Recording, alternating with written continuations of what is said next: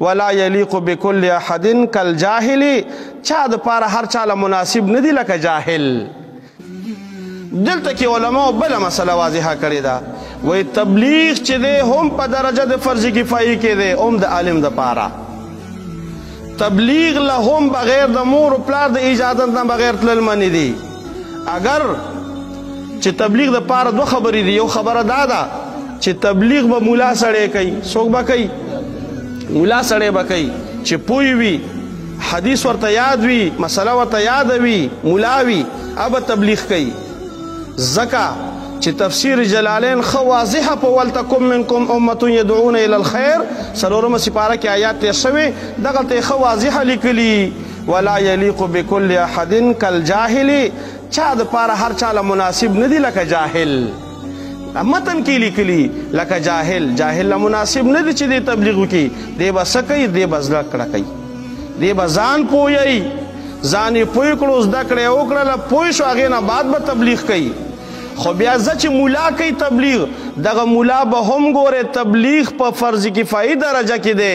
تبلیغ لا د مور و پلار د اجازت نه بغیر مولا هم نشي تللی. په دې مسله ځان پوه کوي. ګوره دا ځان نه مسله نه ده.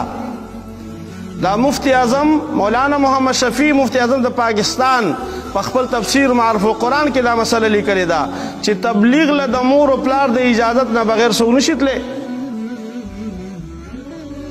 او چې کله بعضی عوام خلک څه وایي؟ نه نه جی تبلیغ خو فرض عین دی، په هر چا لازم دی. نو چې کله فرض عین شي، فرض عین داسې مثال دی، مونځ فرض عین دی که نه؟ هسې که زه مونځ کوم ستاسو غاړه ازاده ده، او که تاسو مونځ کوئ زما غاړه ازاده ده.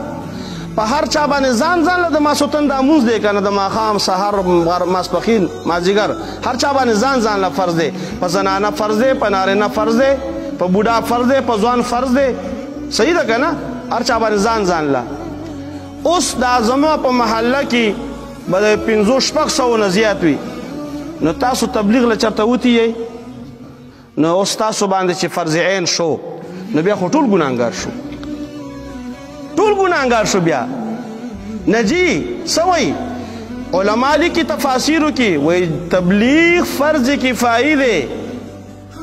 ولتکم منکم بعضې من تبعیض دپاره بعضې فرض کفایي. چې کله فرض کفایي شي، څه علما لاړل او ویې کړو، د ټولو غاړه څه شوه؟ خلاصه ده خبره. چې په هر چا فرض عین شي، کورونه کې زنانه هم ګناهګارې شوي.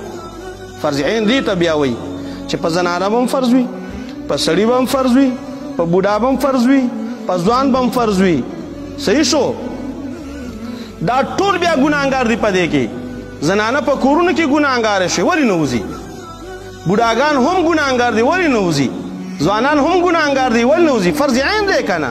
فرض عین هر انسان ته شرعي حکم بل متوجه کیږي. بیا جدا جدا په ځان ځان لار د یو کس په کولو د بل غاړه نه ازادې کي. لکه چې مونځ ته وکړي او ته وې غاړه د هغه روټۍ ته وخوړه، ته وې د هغه خېټه ډکه شوه.